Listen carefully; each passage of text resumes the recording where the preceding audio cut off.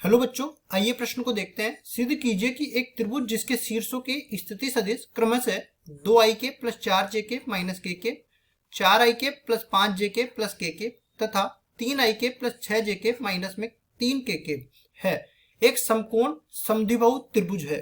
प्रश्न को हल करने से पहले इसकी मुख्य अवधारणा के बारे में चर्चा कर लेते हैं। मुख्य अवधारणा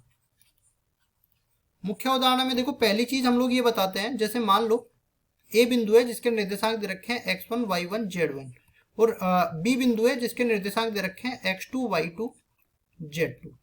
अब देखो हमें निकालना है ए बी सदिश। तो ए बी सदिश के लिए क्या करते हैं, बी के स्थिति सदिश में से, मतलब जो अंतिम सदिश है उसका अंतिम बिंदु का स्थिति सदिश जो ओ बी से निरूपित होता है, इसमें से प्रारंभिक बिंदु के स्थिति सदिश को घटा देंगे जो कि ओ ए से निरूपित होता है। किसी भी बिंदु के स्थिति सदिश को निरूपित करने के लिए हम लोग क्या करते हैं, ये मूल बिंदु से हम लोग मान के चलते हैं। इस तरीके से मान लो कि ये अपने पास त्रिविम दे रखा है, ये त्रिविम दे रखा है और इसमें ये बिंदु के निर्देशांक अपने को दे रखे हैं।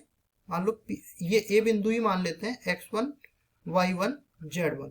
तो ये बिंदु के निर्देशांक दे रखे हैं, इसका सदिश रूप मेरे को लिखना है। तो ओ ए के रूप में इसको सदिश रूप में लिखेंगे। इस तरफ से ये सदिश जा रहा है और इसको देखो क्या करेंगे, x1 y1 z1 के साथ हम लोग i कैप j कैप और k कैप लगा देंगे, क्योंकि i कैप j कैप और k कैप क्रमशः x y z की दिशाओं में इकाई सदिश को व्यक्त करते हैं। इससे पता लगता है कि ये सदिश जो है x दिशा y दिशा z दिशा में कितना विस्थापित हो रहा है।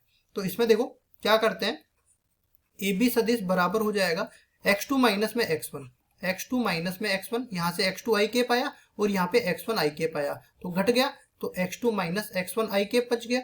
फिर आएगा y2 माइनस में y1 jk, फिर आएगा z2 माइनस में z1 kk।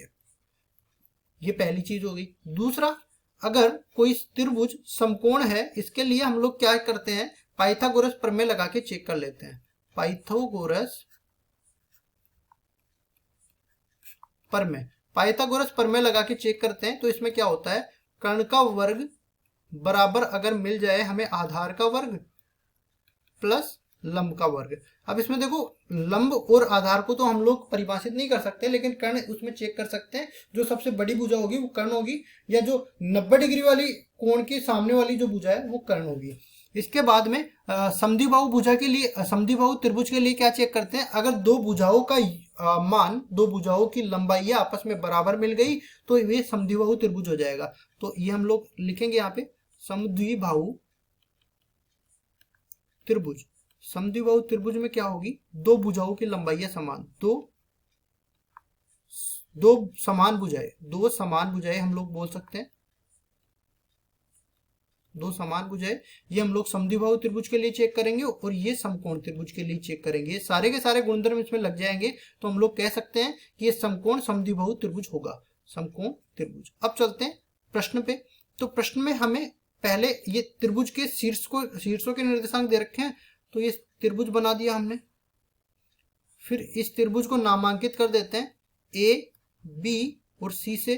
तो ए के निर्देशांक हम लोग मान लेते हैं, स्थिति सदिश डायरेक्ट दे रखे हैं तो इनके निर्देशांक हम लोग यहाँ पे लिख सकते हैं 2 4 माइनस 1।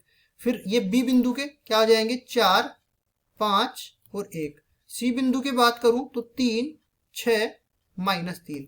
अब देखो यहां से मेरे को सदिश ए बी सदिश निकालना है। तो देखो ये क्या बन जाएगा, ए बी सदिश बराबर में ओ बी सदिश माइनस में ओ ए सदिश। तो ओ बी सदिश किसके बराबर है, ये सदिश दे रखा है अपने को। देखो ओ बी सदिश 4 5 1, तो ये आ जाएगा 4 i cap plus 5 j cap plus k cap, और इसमें से घटा देंगे ओ ए सदिश मतलब ए का स्थिति सदिश, ये आ जाएगा 2 i cap plus 4 j cap minus में k कैप। तो ये आ जाएगा 2 i cap plus 4 j cap minus में k कैप। इसको निकालते हैं आगे। ए बी सदिश किसके बराबर आ जाएगा, 4 में से 2 गया, 2 i कैप बचा, फिर 5 में से 4 गया, j कैप बचा, और 1 में से माइनस 1 घटा तो ये माइनस माइनस प्लस बना दिया इसको, तो 2 k कैप बच गया। इसी तरह हम लोग निकालते हैं फिर बीसी सदिश। तो बीसी सदिश के लिए क्या होगा, ओसी सदिश में से ओ बी सदिश मतलब सी के स्थिति सदिश में से बी का स्थिति सदिश घटा देंगे। तो सी का स्थिति सदिश किसके बराबर है, 3 i cap plus j cap minus में 3 कैप। तो 3 i cap plus 6 j cap minus में 3 के केप, इसमें से बी का स्थिति सदिश जो कि ये वाला है ये घटा देंगे, 4 i cap plus 5 j cap plus k cap. अब इसके बाद देखो यहाँ से बीसी सदिश किसके बराबर मिल जाएगा, ये बराबर मिल जाएगा माइनस में आई केप, 6 में से 5 गया तो प्लस का जे केप, माइनस 3 में से 1 गया तो माइनस का 4 के केप। इसी तरह हम लोग एसी सदिश और निकाल लेते हैं। तो देखो यहां से हम लोग निकाल लेते हैं एसी सदिश। एसी सदिश तो ये किसके बराबर हो जाएगा, यहां से चाहे एसी सदिश निकाल लो चाहे सीए सदिश निकाल लो। फिलहाल हम लोग जो है त्रिभुज की जो भुजाएं हैं वो किस तरफ अपने पास सदिश निरूपित करती है उसकी बात नहीं कर रहे हैं, हम लोग चेक करेंगे केवल इनके परिमाण का। तो चाहे एसी का परिमाण निकालेंगे चाहे सीए का परिमाण निकालेंगे, बात तो समान ही रहेगी। तो यहाँ पे देखो एसी सदिश किसके बराबर हो जाएगा, उसी सी के स्थिति सदिश में से अगर मैं ए का स्थिति सदिश घटा दूं तो मेरे पास एसी सदिश आ जाएगा। सी का स्थिति सदिश ये वाला दे रखा है 3 आई के प्लस 6 जे केप माइनस में 3 के केप, और इसमें से मैं घटा देता हूँ ए का स्थिति सदिश जो कि ये वाला है 2 आई के प्लस 4 जे केप माइनस में के केप।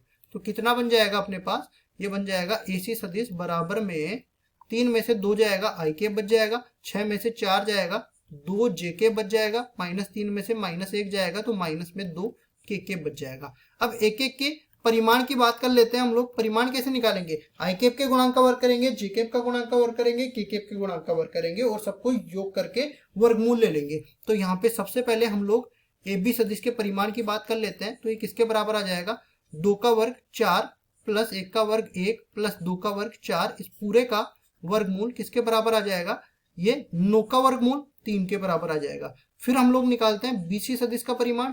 तो बीसी सदिश का परिमाण निकालेंगे यहाँ पे 1 का वर्ग 1, 1 का वर्ग 1 और 4 का वर्ग हो जाएगा 16। ठीक है, टोटल मिला के ये किसके बराबर बन जाएगा, ये 16 और 2 18। तो वर्गमूल 18 को क्या लिख सकते हैं हम लोग, 3 वर्गमूल में 2 लिख सकते हैं।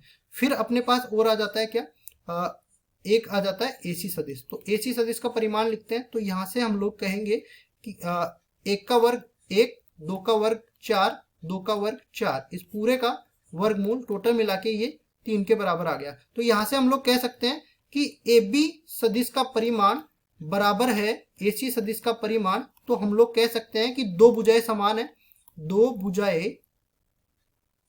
भुजाएं समान है, अतः दिया गया त्रिभुज समद्विबाहु त्रिभुज है, समद्विबाहु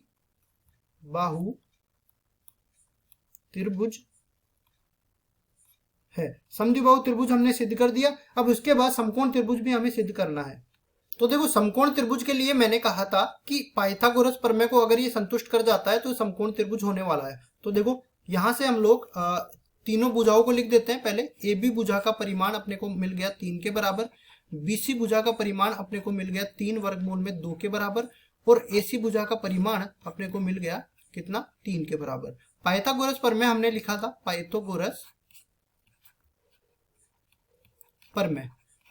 प्रमेय में हमें मिला था क्या कि कर्ण का वर्ग बराबर हो जाए आधार का वर्ग प्लस लंब का वर्ग। और हमने कहा था कि आधार और लंब तो कुछ भी हो सकता है लेकिन कर्ण हमेशा सबसे बड़ी वाली भुजा होगी। तो कर्ण सबसे बड़ी वाली भुजा 3 वर्गमूल में 2 है, तो 3 वर्गमूल में 2। सबसे पहले ये LHS देख लेते हैं, उसके बाद RHS देख लेते हैं। 3 वर्गमूल में 2 किसके बराबर आ जाएगा, 3 का वर्ग 9 और वर्गमूल में 2 का वर्ग 2 के बराबर, टोटल मिला के 18 के बराबर आ गया। फिर RHS भी देख लेते हैं। RHS किसके बराबर आ गया, 3 का वर्ग प्लस में 3 का वर्ग, टोटल मिला के ये 9 प्लस 9 बराबर में 18 आ जाएगा। तो यहां से हम लोग कह सकते हैं कि LHS बराबर आ गया RHS के, मतलब ये पाइथागोरस प्रमेय को संतुष्ट कर रहा है। तो हम लोग कह सकते हैं इसलिए दिया गया त्रिभुज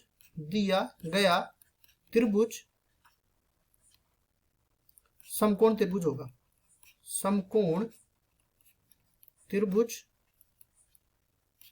होगा। तो हमने दोनों को सिद्ध कर दिया। हमें देखो सवाल में यही पूछा था कि ये सिद्ध करना है कि ये जो शीर्षों के स्थिति सदिश दे रखे हैं इनसे जो त्रिभुज बनने वाला है वो समकोण समद्विबाहु त्रिभुज होगा। तो समद्विबाहु को हमने दो भुजाएं बराबर करके बता दिया और समकोण को ये पाइथागोरस प्रमेय को संतुष्ट करवा के बता दिया। ये हमारा उत्तर हो जाएगा। आशा करता हूँ ये सवाल आपको समझ में आया होगा। धन्यवाद।